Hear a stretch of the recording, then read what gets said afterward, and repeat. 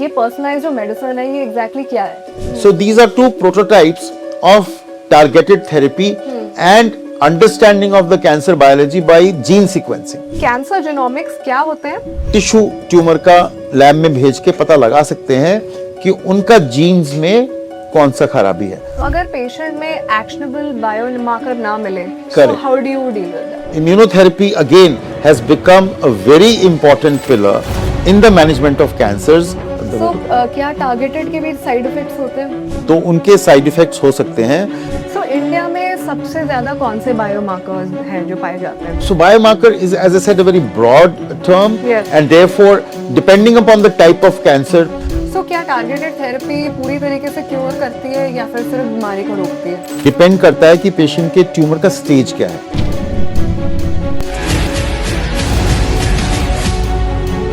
नमस्कार दोस्तों, cancer awareness के पॉडकास्ट में आप सभी का तहे दिल से स्वागत है. मैं हूं आपकी होस्ट रत्निका और आज हम डिस्कस करेंगे कैंसर के ट्रीटमेंट के एडवांसमेंट के बारे में.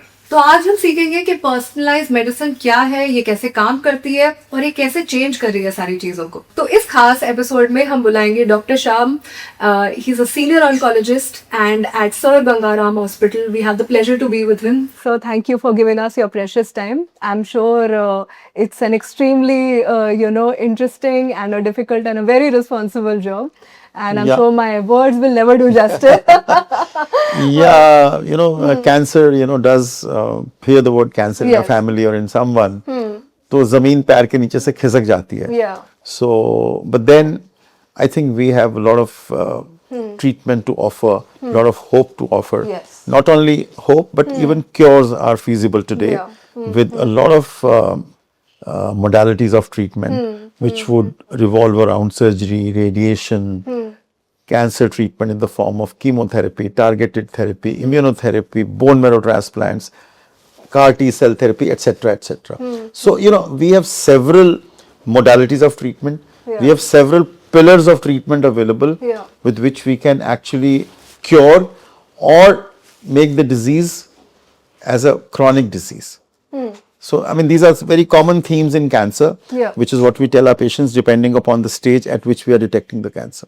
My first question will definitely be that in the last, I would say, 20 years, let's say 20 years, how much of a difference has technology made to saving lives? Oh, huge. There is a sea change in the understanding of the biology of cancer. And then we call it from bench to bedside. Okay. Means cancer is a very complex disease. So all cancers are occurring because of gene aberrations in the cell of that organ which becomes cancerous. And those genes are huge in number, and therefore it becomes a very complex disease, because it's not that one gene aberration which is going to drive the cancer. Multiple gene aberrations होती हैं over a period of time. Yes. So cancer is an extremely complex disease. लेकिन पिछले 20 वर्षों में हमने हर एक branch में तरक्की करी है. चाहे वो सर्जरी है, पहले शायद हम उस ऑर्गन को काट देते थे, हम लेप्रोस्कोपी या रोबोटिक सर्जरी की बात नहीं करते थे. अब हम ऑर्गन प्रिजर्वेशन की बात करते हैं. Second pillar radiation. अभी लगभग 150 साल हो गए हैं रेडिएशन को होते होते. So now we have precision radiation. SBRT करते हैं, एब्रीविएटेड रेडिएशन करते हैं. पहले 6-6 हफ्ते की होती थी, अब हम 2 हफ्ते या 5 दिन में भी कर देते हैं. तो रेडिएशन में भी बहुत तरक्की हुई है. लेकिन जो सबसे ज्यादा जो चीजें डेवलप हुई हैं वो मेडिकल ट्रीटमेंट में हुई हैं, जिसमें कि पहले कीमोथेरेपी होती थी जिससे कि हम सब लोग डरते हैं, क्योंकि बालों का उड़ना या साइड इफेक्ट्स होना. और कीमोथेरेपी एक नॉन स्पेसिफिक ट्रीटमेंट होता था, ना केवल कैंसर को मारता है, सेल्स को मारता है, बल्कि नॉर्मल सेल्स को भी इफेक्ट करता है. But now with the understanding of gene sequencing, next generation sequencing या कॉम्प्रिहेंसिव जीनोमिक प्रोफाइलिंग, अब हम पेशेंट के ट्यूमर्स को लेते हैं, उनको हम लैब में भेजते हैं, कंप्यूटर में डालते हैं, और हमें उसकी एक जीन मेकअप, जेनेटिक मेकअप पता लग जाता है. And many A times we have more than 200 medicines now जो कि उन जीन एबरेशंस को टारगेट कर सकते हैं. So that is actually what is called personalized medicine, Right. or precision medicine. This was exactly the question that I was coming on to, that ये personalized जो medicine है ये exactly क्या है? करेक्ट। तो अब हर एक पेशेंट की कैंसर की जो जीन है वो डिफरेंट होती है। Okay. तो हम वो अभी तक हम सबको ब्रॉड कीमोथेरेपी दे रहे थे, तो वो तो एक नॉन स्पेसिफिक ट्रीटमेंट, उसमें पेशेंट ठीक होगा नहीं होगा। लेकिन अगर मैं उस ट्यूमर की बायोप्सी लूं और उसको मैं लैब में भेजूं और ये आइडेंटिफाई करूं कि उसके ट्यूमर में कौन सा जीन खराब है, तो then it becomes a personalised और a precision medicine which is what I'm going to give him depending upon that report. And this is becoming the norm in several cancers. Now, I mean, actually we started calling them magic bullets. Because आपने identify किया एक particular बीमारी का नाम है chronic myeloid leukaemia type of blood cancer, उसमें gene खराब होता है BCR एबल। तो आप 2000 के अंदर 2001 के अंदर मैजिक बुलेट इमैटिनिब डिस्कवर हुई। उसने 100 में से 98-99 मरीजों को ठीक करना शुरू कर दिया, बिकॉज उस ट्यूमर के अंदर वो एक ही जीन खराब होता है BCR एबल, इमैटिनिब की दवाई खिलाते हैं और 100 में से 98-99% पेशेंट्स अच्छे हो जाते हैं और वो साल दर साल दवाई खाते रहते हैं। इसी तरह से लंग कैंसर के अंदर जब हमारे पास पेशेंट आया, हमने उसका एस्टैब्लिश किया डायग्नोसिस, उसकी स्टेज को एस्टैब्लिश किया by doing a PET scan, CT scan, bronchoscopy type of cancer. लेकिन अगेन पर्सनलाइज्ड मेडिसिन अगर हमने लंग कैंसर में करनी है तो हमारे पास लगभग 12-13 जीन्स की दवाइयां हैं। तो उसका जो ट्यूमर है वो लैब में भेजता हूं और उसमें कॉमन जीन्स जैसे जो खराब होते हैं उनके नाम है EGFR, ALK, ROS, BRAF, MET exon skipping, मतलब ये टेक्निकल बातें हो गई। लेकिन अगर ये एक जीन निकल के आ जाता है, so then we are not talking about chemotherapy, then we are not talking about maybe even immunotherapy, we are talking about pills or injections which can target that gene aberration, which is responsible for causing that cancer. Right. So lung cancer, CML, so these are two prototypes of targeted therapy and understanding of the cancer biology by gene sequencing and then giving them personalized medicine. Lovely. Now I want to ask you, and thanks for breaking it down so specifically, because that's required to know as to, because we only know how much I'm speaking to you, but we don't know technicalities, of Correct, course. correct. And these nooks and crannies, obviously, जो आप बहुत Absolutely. तरीके से जानते हैं। Cancer genomics क्या होते हैं एंड ये ट्रीटमेंट डिसाइड करने में कैसे हेल्प करता है? Correct. So as I just explained earlier कि जितने भी कैंसर्स हो रहे हैं उनके सेल्स में न्यूक्लियस है, न्यूक्लियस में जीन्स हैं, उन जीन्स में डिफेक्ट हो रहे हैं जिसकी वजह से कि उन सेल्स को एक डिवीजन, प्रोलिफरेशन और मेटास्टेसिस का एडवांटेज मिल रहा है। तो आज से 20 साल पहले उन जीन्स को डिस्कवर करने के लिए कि कौन से जीन्स खराब हैं, टेक्नोलॉजी नहीं थी। सो नाउ दैट NGS और कॉम्प्रिहेंसिव जीनोमिक प्रोफाइलिंग से हम 15 दिन में टिश्यू ट्यूमर का लैब में भेज के पता लगा सकते हैं कि उनका जीन्स में कौन सा खराबी है। So that is what cancer genomics is, and that enables me to decide what specific medicine which is going to target that gene alteration needs to be given to a patient. Now, how will you define biomarkers? What exactly is that? It's a brand new genius term for Correct. me. Yeah. So biomarkers is a very broad term. So biomarkers are markers जो कि उस tumour में present होंगे और वो हमें guide करेंगे कि कौन सा ट्रीटमेंट देना है। तो it's a very wide term depending upon cancer. For example breast cancer का अगर हम उदाहरण ले तो उसमें oestrogen receptor, progesterone receptor and HER2 neu gene, तो ये 3 इंपॉर्टेंट बायोमार्कर्स हैं जो कि हमें बताते हैं कि हम कौन सी दवाई पेशेंट को दें। अगर आपका oestrogen and progesterone receptor positive आएगा, so then that patient is hormone sensitive. तो बहुत इंपॉर्टेंट है, उसके बिना इलाज हम करते ही नहीं है। मतलब हमने किसी को ब्रेस्ट में गांठ हुई, उसकी बायोप्सी करी, कैंसर डिक्लेयर हो गया, जब तक ये 3 बायोमार्कर नहीं होंगे ब्रेस्ट कैंसर में, और HER2 न्यू जीन का तो बहुत ही खराब समझा जाता था आज से 20-25 साल पहले, and now I have 8 to 10 medicines to target that HER2 new gene. और उससे जो पेशेंट्स मर रहे थे, by giving those medicines, now they can either be cured or they can live for many years. 10 साल, 15 साल, 20 साल. और एडवांटेज इन टारगेट दवाइयों का ये भी है कि इनके कीमोथेरेपी की तरह साइड इफेक्ट्स नहीं है. इनसे बाल नहीं उड़ते हैं, इनसे उल्टी नहीं लगती है, इनसे भूख पे असर नहीं होता है, इनसे डायरिया नहीं होता है. So they are because they are targeting that specific gene. इनके कुछ साइड इफेक्ट्स हो सकते हैं बट उतने मुश्किल नहीं होते हैं जितने कि कीमोथेरेपी से होते हैं. So therefore the success is also much more than as compare to the chemotherapy which was used previously. I think it's very good that you also put emphasis on longevity. Longevity is something that we all want to know about. So there are two issues. One is longevity. The second is quality of life. You have to live, but then you want to have dignity and good Live quality well. of life. Absolutely. So targeted therapy से आपकी quality of life impinge कम होती है या नहीं होती है. So India में सबसे ज्यादा कौन से बायोमार्कर्स हैं जो पाए जाते हैं? No, so biomarkers तो हंड्रेड्स में है.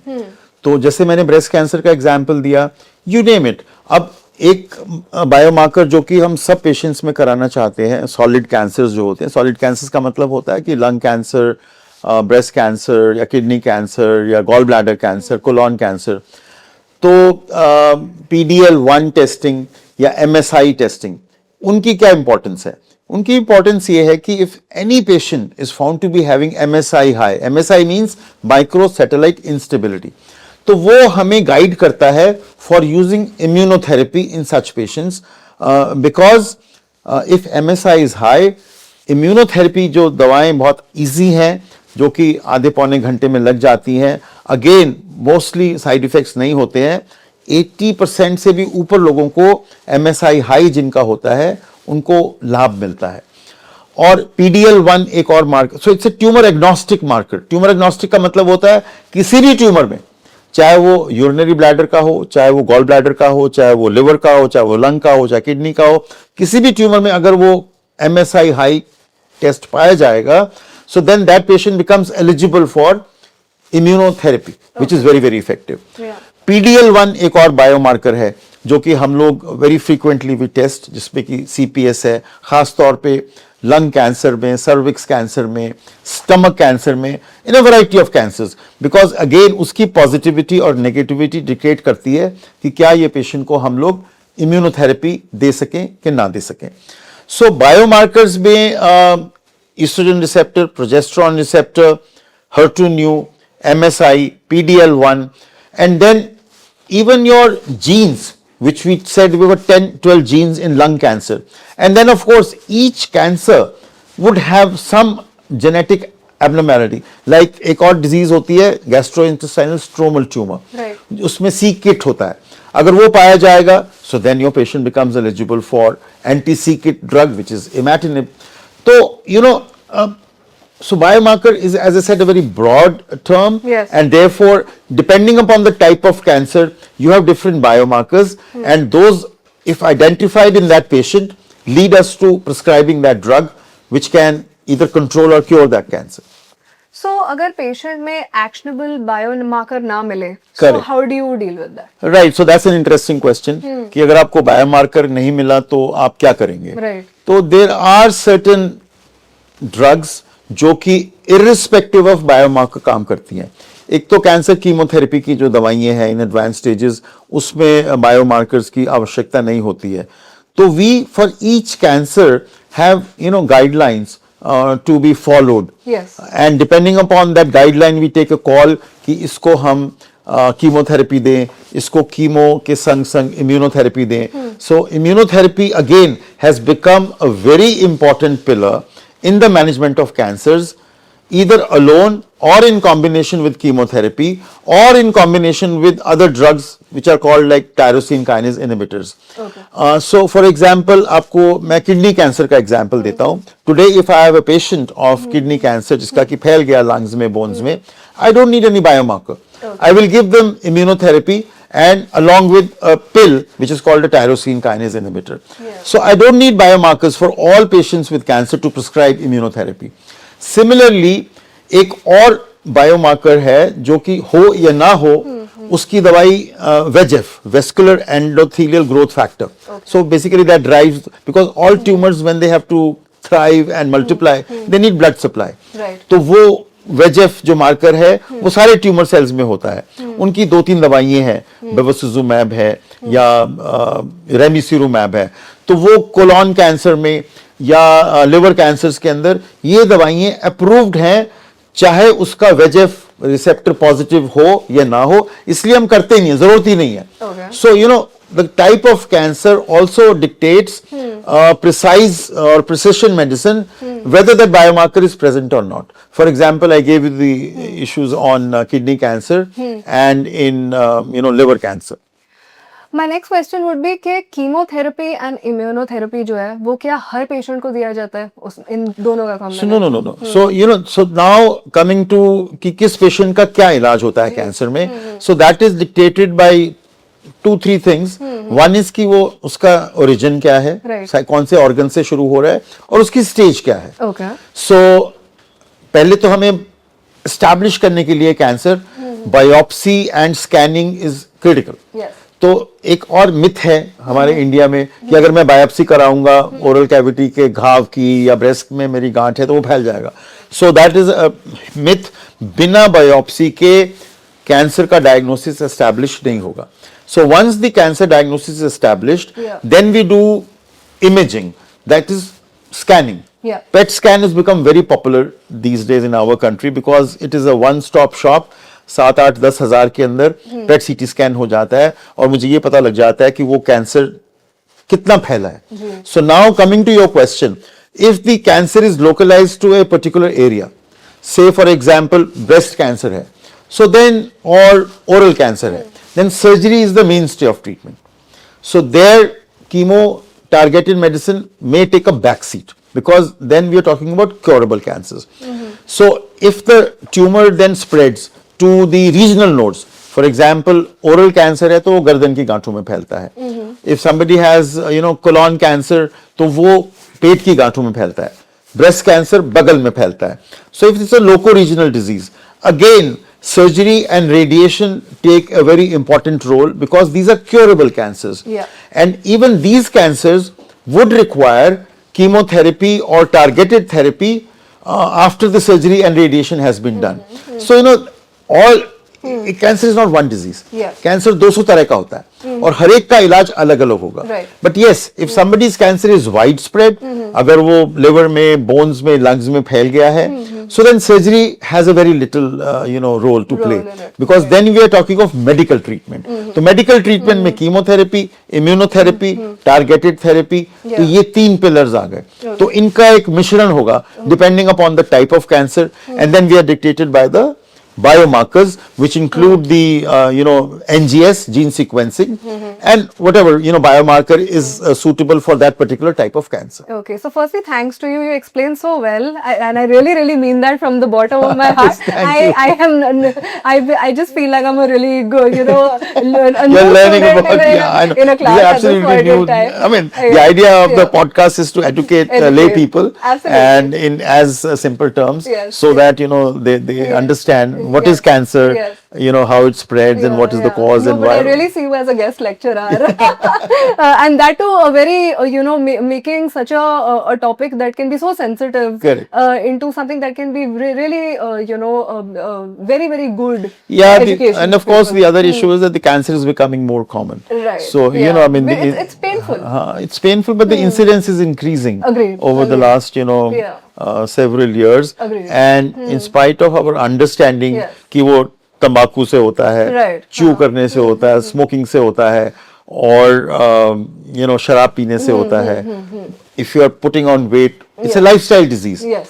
ये सब पता है, सब लोगों को पता है, लेकिन nobody wants to stop all these things, and that's the reason why the cancer incidence is increasing. Pollution है, which is another factor. Right. So, currently, for example, every year, 16 lakh new cases are happening in Right. India. Yeah, that's very disturbing Yeah, information.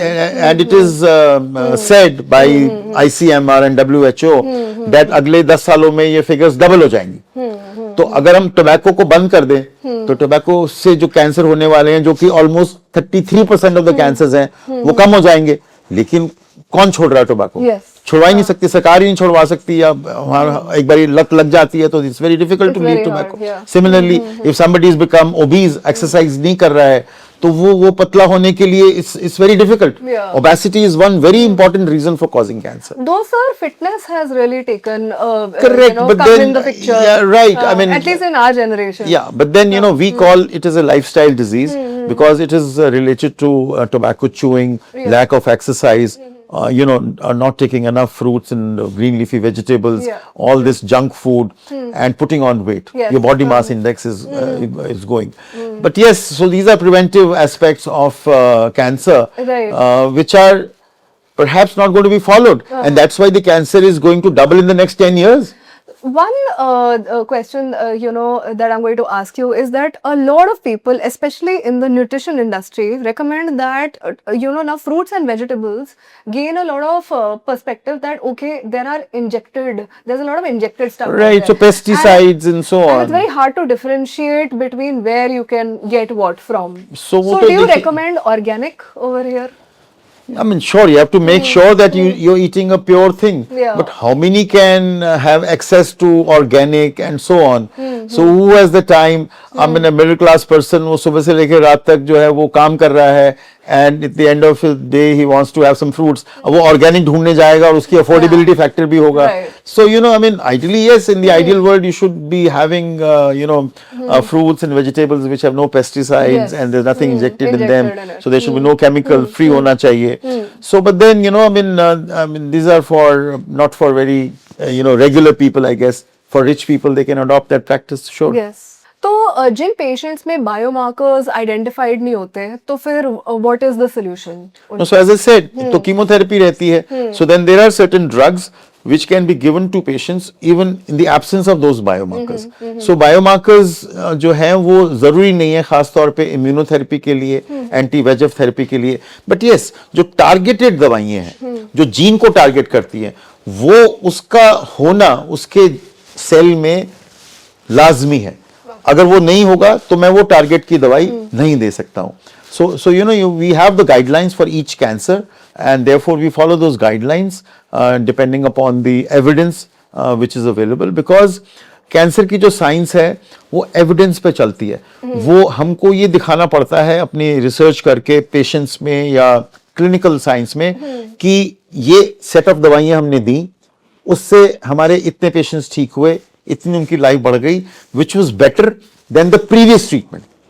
तो जब ऐसे science चलती है, उनका patients का 1-2 साल follow up होता है, तब वो दवाइयां एस्टैब्लिश होती हैं. So that's the beauty of allopathy. So we prescribe drugs based on these clinical trials which are conducted all over the world Yeah. in thousands of patients. Okay. So it is evidence based medicine which we are following. So other pathies I have no comments on, but then we need to have that kind of evidence to prescribe a drug, because problem क्या है? Problem ये है कि मैं cancer की जो फैल गया उसमें गारंटी नहीं दे सकता हूं. मैं ये कह सकता हूं कि ये टारगेट की दवाई देने से आप 90% ठीक होंगे. 90% मीन्स अगर मैं 100 पेशेंट्स को दवाई दूंगा तो 90 आउट ऑफ 100 ठीक होंगे, विच मीन्स कि 10 नहीं ठीक होंगे. There is no way to tell in advance कि वो 10 कौन है. तो हम गारंटी किसी को नहीं देते हैं, चाहे वो कितनी भी महंगी दवाई हो, चाहे वो कितनी भी टारगेट से जुड़ी हुई हो, बायोमार्कर से जुड़ी हुई हो. अभी कैंसर इतना कॉम्प्लेक्स है कि मैं 100 आउट ऑफ 100 किसी पेशेंट को नहीं देता हूं.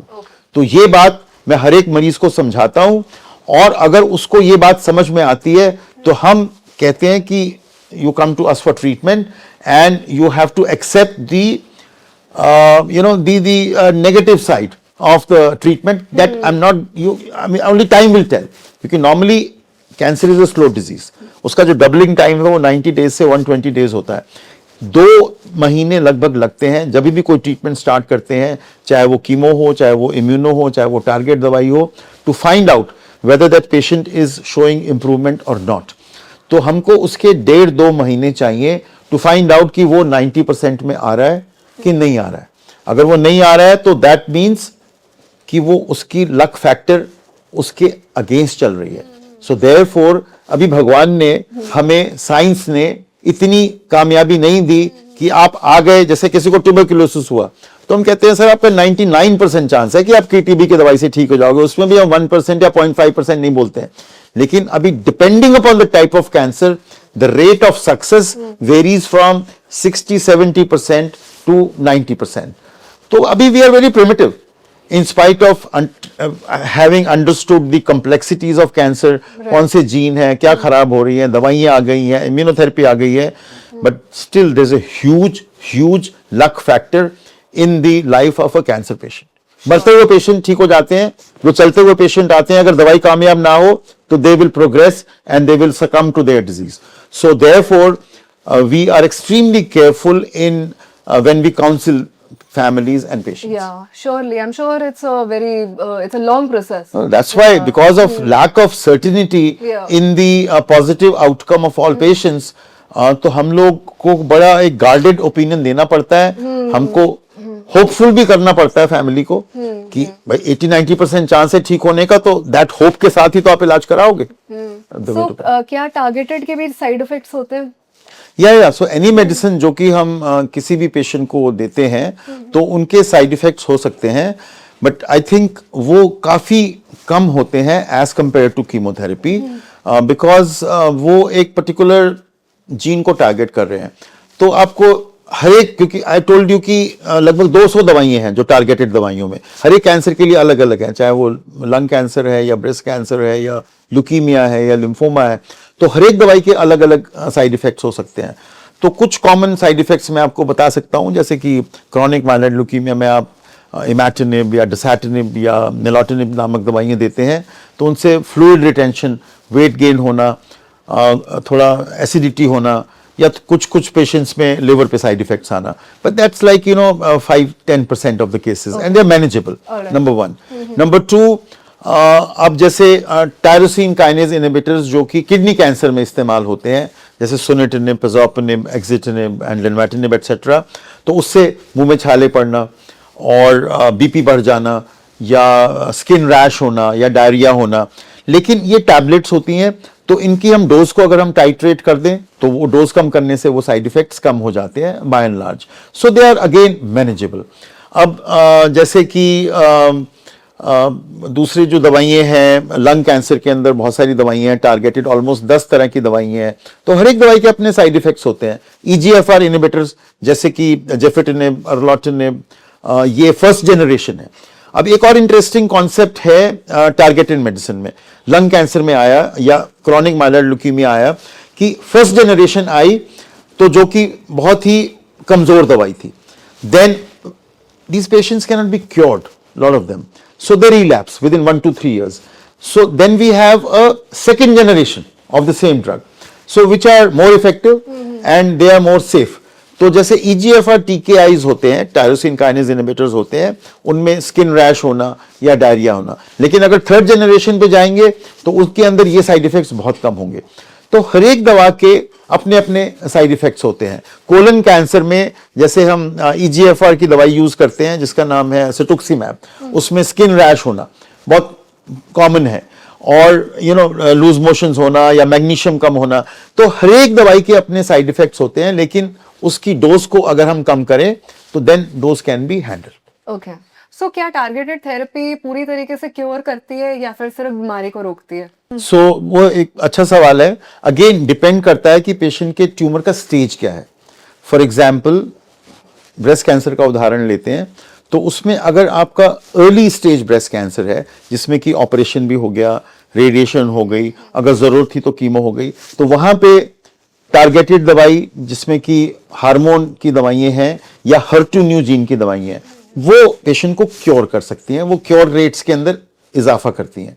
लेकिन अगर पेशेंट को मेटास्टैटिक डिजीज है, 4th स्टेज में है कि ऑलरेडी कैंसर फैला हुआ है, तो यूजुअली जो टारगेटेड दवाइयां हैं वो क्योर नहीं करती हैं, पर आपकी जिंदगी को 5, 10, 15 साल से भी आगे ले जा सकती हैं with good quality of life.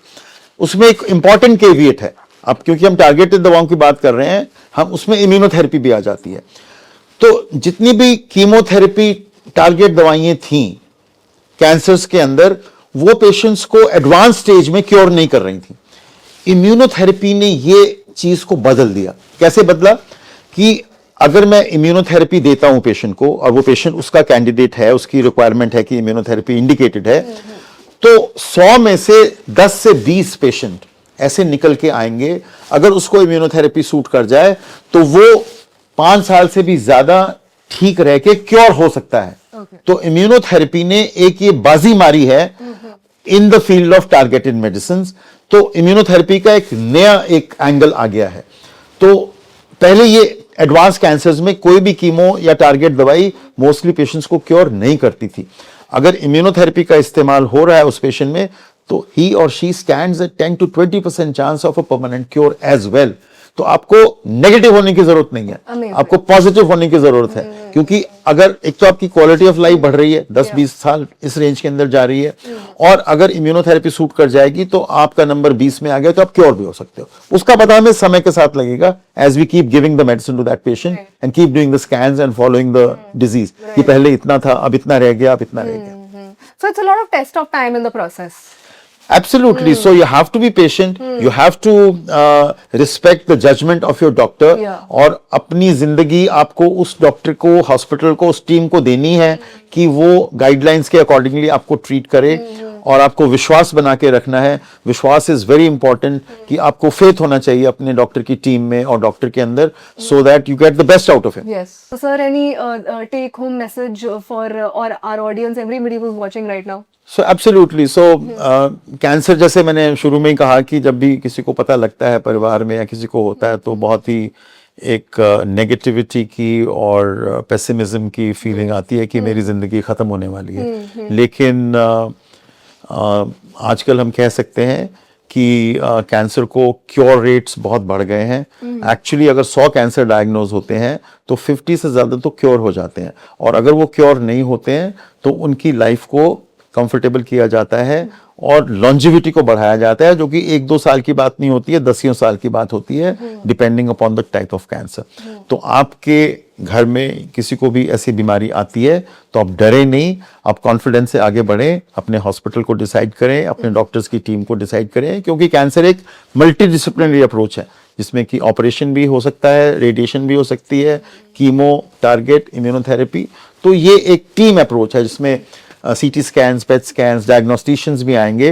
तो आप अपना अकॉर्डिंगली डॉक्टर को सिलेक्ट करें, टीम को सिलेक्ट करें, और उन पे विश्वास बना के चलें, और आपको एक पॉजिटिव आउटकम मिलेगा। Fantastic, sir. Thank you so much. One last thing, overall, in general, for my generation, that is catching on currently on health. But definitely for, I would say, the millennials and for the younger generation, the Gen Zs. Yes, okay, yeah, for Gen Zs. How can we make them understand the importance of health? बहुत ज़रूरी है आज के time में। अगर आप अपने आप को हेल्दी नहीं रखेंगे, अपनी फूड हैबिट्स का ध्यान नहीं करेंगे, अपनी स्लीपिंग हैबिट्स का ध्यान नहीं करेंगे, अपना अल्कोहल एंड टोबैको का, you have to stay away from all this, and you must ensure that you're not putting on weight. That's very, very important. And you must have a regular kind of a health, lifestyle, so that good eating habits, exercising, green leafy vegetables, so as to prevent not only cancer but so many other diseases. Absolutely, absolutely. Lovely. Thank you so very much for your precious time, and we'll meet again. Thank you, Ratnika. Thank you very much, sir.